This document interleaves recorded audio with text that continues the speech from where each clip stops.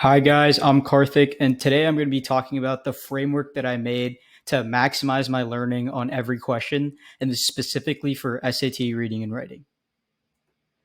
So, if you've seen my channel before, you know I talk about accurate questions, and quickly summarizing that, accurate questions are basically questions that are accurate to the language of the SAT. So, it's really important to have questions that are either from College Board or from a College Board partner like Khan Academy. It's really important that you have these accurate questions because you don't want to be practicing with questions that don't include the same language or are a different type than what's actually on the SAT. And that's an issue in a lot of practice books nowadays. So it's really important that you have accurate questions. But an issue that comes up with practicing accurate questions is that there's not that many of them unless you have a supply of practice tests, or you also have a supply of like active tests, like QASs from tests that have been given in the past. The issue is that you're not always going to have a bunch of accurate questions to practice with, especially if you're practicing over the course of a year. Finding accurate questions from exams are difficult, right? So you really need a good framework, right? If you want to maximize the amount of learning that you can gain from all of these practice tests and the QASs that you might come about, you need a good framework, right? And this is a framework that I made by myself, and it's how I basically mastered the SAT from the accurate question practice that I was able to find. So before we get into the framework, there's some guidelines that I need to go over to make sure that you really use it well, and some baseline things I think are arguably even more important than the framework, right? So ratio of testing to reviewing, right? So depending on what specific sections are your weak points, the ratio is obviously going to vary. But I believe sticking to a ratio of 50-50, of 50% actually taking the test, going and like answering all the questions in the allotted time and circling the bubbles if you're taking the paper exam. But something else is also the review, right? 50% should be the testing and 50% should be the review, because the testing is just where you analyze how good you are. The reviewing is actually where you learn, right? If you don't learn, then you're never going to improve. So with SAT math, it's very concept based, and that's why this framework is specifically made for reading and writing. It's a way to learn specifically for those. Now, I will have another framework coming out tomorrow for SAT math and how you should go forth with SAT math accurate questions, and how you should use a different kind of framework to master those type, right? But essentially, if you're not reviewing and you're not reviewing a substantial amount, like at least 50% in comparison to your testing, then you're gambling, right? You're basically taking the test, like hoping that you do well. And then if you get a higher or lower score, you basically learn nothing if you're not reviewing. And if you're reviewing just a little bit and not going over your correct answers, you're basically not learning anything. So here's the framework, right? For wrong answers, and I broke it down into like four basic ideas, and I'm going to elaborate on them. So, understanding, right? Basically, understanding is figuring out why the correct answer is correct, right? So you got the answer wrong, you picked the wrong answer choice. Now figure out the correct answer and try to figure out why is that answer correct. Figure out specifically what makes that part of the answer correct, and then really try to understand the reasoning. And it's very important that you agree with the reasoning. You have to understand that the SAT is always correct. And when I mean always.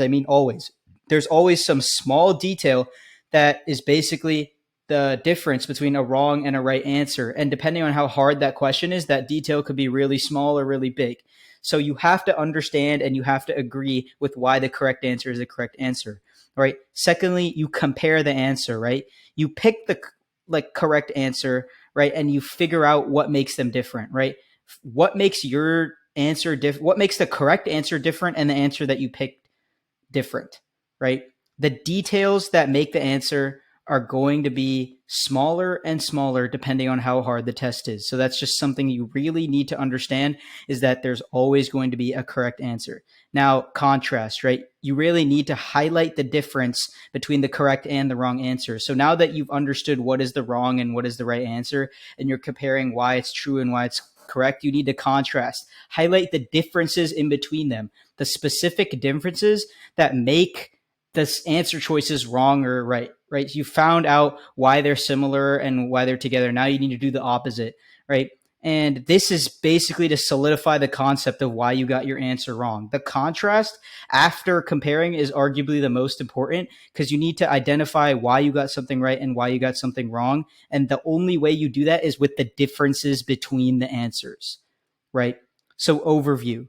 You're going to look at all the other wrong answers and figure out why they're wrong, even if it seems really obvious. And then I want you to do a ranking of correct to incorrect and summarize the reasoning of every single answer choice, right?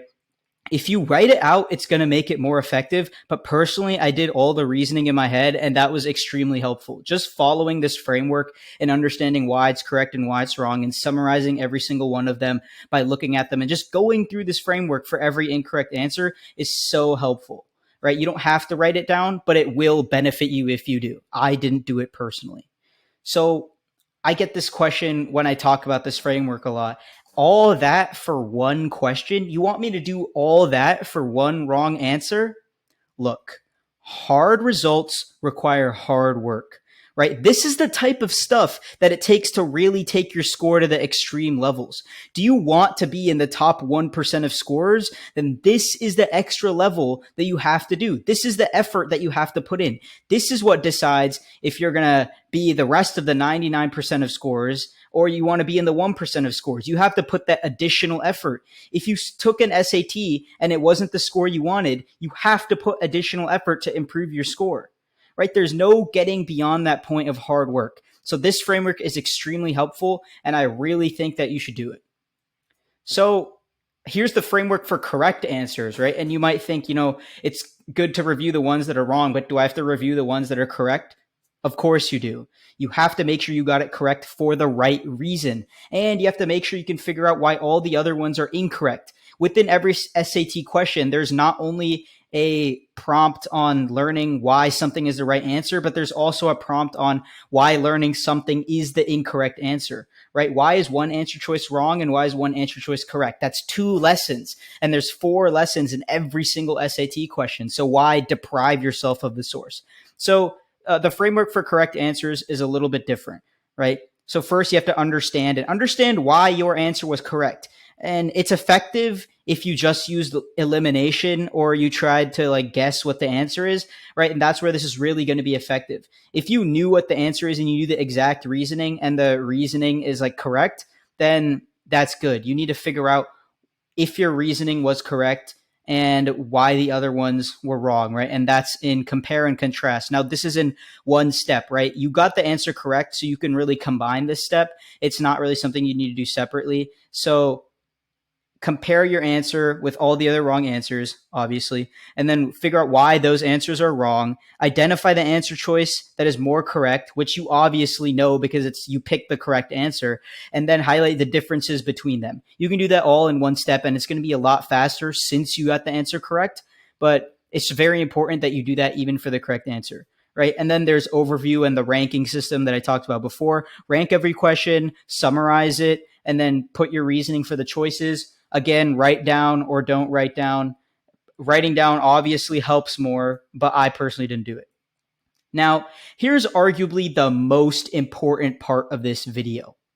Unless you take action, unless you decide to do this video was useless. You have wasted 9 minutes of your life that you're never going to get back unless you take action. So this is an actionable step. And if you watched until this long, you have to do this, right? Actually use this technique either today or tomorrow. Use this framework on at least one question and see how powerful it can be for understanding.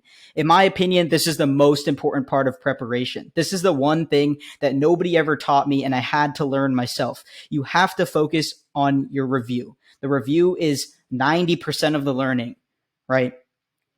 This is the real work that makes you improve your score instead of just staying where you're at and gambling and hoping that you're going to increase by a couple of points on your next SAT, right? I'm offering free SAT prep for your next SAT, but I only have a few more spaces and it's filling up quick. So let me know if you're interested with the form and description, and I hope you guys learned something today.